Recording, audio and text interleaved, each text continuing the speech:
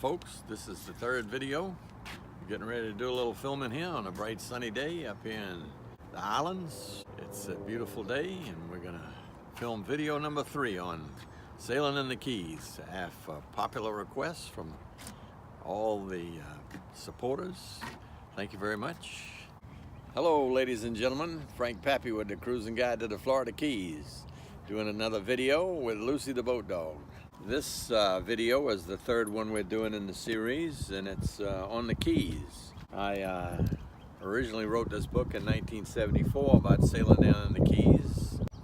The Keys Guide, I give tide schedules in it, and charts, and aerial photographs, and where to swim with the dolphins, and recipes, and how much further is the captain. And the basic reason for sailing in the Keys is you can sail in the Bahamas, you have to cross, and now it costs about $300 to clear for each boat. I was at the Miami Boat Show and these 4 couples came up and they said they'd been to up in Palm Beach, and they decided they'd go over to Bimini. They were a few days early for the boat show, so they went over. They sailed over to Bimini and they went and cleared customs, and they finished clearing customs, and the custom man said, "That'll be $1,200, please." And they went, "What?" "Oh yeah, it's $300 a boat to clear customs." So that's the disadvantage of going to the Bahamas. If you go to the Keys, it doesn't cost anything to clear, and you don't have to cross the Gulf Stream. You head down Biscayne Bay, and then you can go outside at 3 or 4 different points along the way. You have medical facilities, repair facilities. If you need a part of your boat or something, there's West Marine stores, and you can go all down through the Keys. And if you have a physical problem, they have hospitals in Tavernier and Key West and Marathon. The hospital got damaged in the storm, but they're building it back. Mariners Hospital is going to build it back. The people in the Keys are really nice, and your first stop can be Elliott Key. There's nice snorkeling on the backside. There's some little reefs back there, and it's I've had charters, you know. I'd send a bareboat charter down in the Keys, and they'd say, "Well, what's the story, Pappy?" I'd say, "Well," they say, "my wife is afraid." And I'd say, "Well, you can take your family. I got a Morgan 41. You can take it. It draws 4'2". You can sail most everywhere, the inside or on the outside. And if you stay on the inside, you can tell your wife, if the boat sinks, the average depth is like 7 or 8 feet. So you can say, 'Look, sweetheart, if the boat sinks, we can stand on the deck and wait for the Coast Guard to come.' So there's no real fear of that, and you can snorkel and fish on the inside. And when the weather's bad, you go on the inside, and if the weather's good, you can sneak on the outside and do a little deep sea fishing for mahi-mahi and tuna and all kind of fish. You gotta have a gaff hook on board and be prepared for the fishing and have a fishing license, but it's a good way to ride the wind and get your food from the sea. That's what I really enjoy about sailing. As restaurants, you can play in it like you want to. You can anchor out every other night and tie it up at a marina every other night, so that if there's ladies on board, they can get their hair done and eat at a restaurant, and they won't have to cook every night. You can do it the green way, I guess they call it nowadays, where you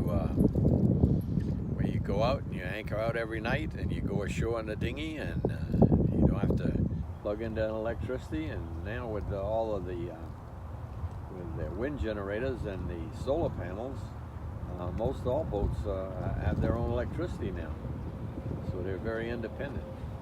And there's great camaraderie. We usually stop with first stop, we stop at Elliott Key on the way down, and then we'll stop maybe on the backside of Key Largo, around Tavernier or Alamorada, and then go on down to Marathon. And a lot of times, if you get to Marathon and the weather doesn't look too good, you can rent a car and drive down to Key West and do all that stuff if you limit your schedule. And then to get back up toward Miami, you can go out in the Gulf Stream and get that get that current to help you get back home. I've left Key West at 5 in the morning and ride the Gulf Stream up to Miami and go in and be in a day and a half easy. And you could do it in a day if you push it, but when I cruise the Keys, I like to start out at maybe get up at sun, see the sun come up and have breakfast and maybe go for a swim and leave around 8:30, 9 o'clock and go somewhere and anchor for lunch, sail somewhere and anchor for lunch and maybe do a little snorkeling and then sail till about maybe dark and anchor and or at sunset and have a cocktail and supper and watch the sun go down and anchor out or pull into a marina. The popularity of the Keys, you might have to get reservations these days. It's a whole different world now. On the way into the marina, you can call and get reservations, and you can get on your computer and you can see the chart coming in, and you can order a pizza, have it delivered when you tie up at the dock. It's the modern conveniences nowadays are unbelievable.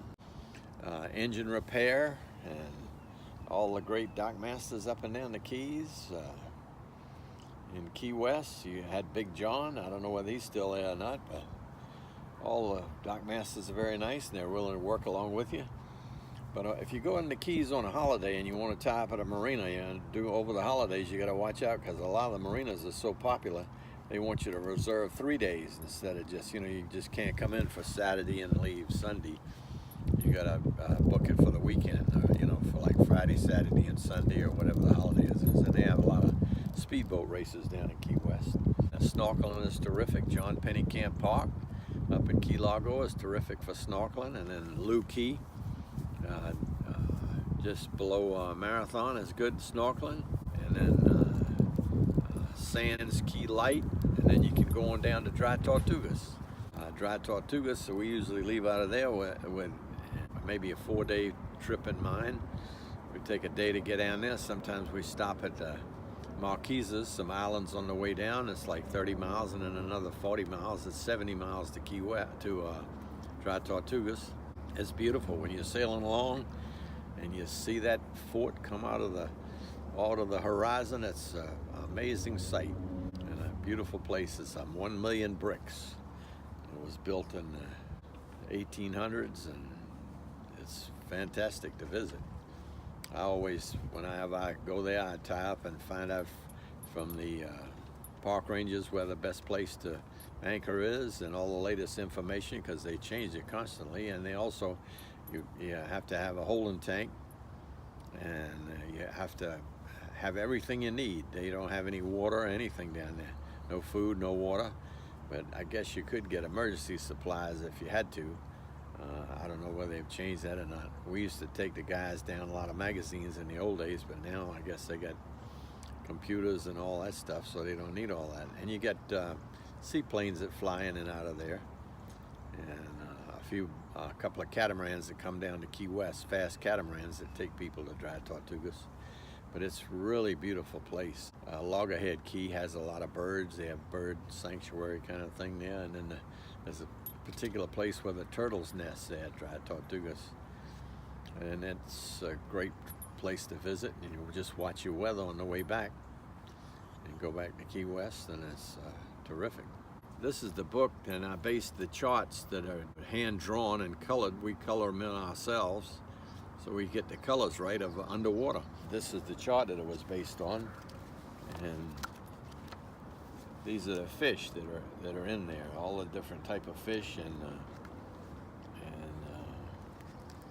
crabs and lobster and all that stuff. If you want to get one, you can order one from Freckleface at horrorgray.com to order the charts, and it's $45 plus $10 shipping and handling. And you get an autographed copy. Well, ladies and gentlemen, I hope you enjoyed that. I appreciate all the support and the videos, and we're getting a whole lot of feedback. Everybody wants to know about the Keys and the Bahamas, so the next tape I'll do will be on the Bahamas, I guess. And it's certainly a lot of fun, and so enjoy passing on the knowledge. I've been sailing a long time, and I'm glad to help people out and have a good time doing it. And it helps my daughter and my granddaughter as a great director and film producer. Thank you very much. God bless you. Amen. keep sailing. If you like to order any books, the link to the site will be in the description, or you can go to Amazon and just type in Frank Papy and all the books come up. And Ellie Summers is the CEO and producer and publisher. Thank you very much. Elvis has left the building. Have copy? Blooper reel. Yes. There you go. This is Lucy the boat dog. She's wonderful and restless.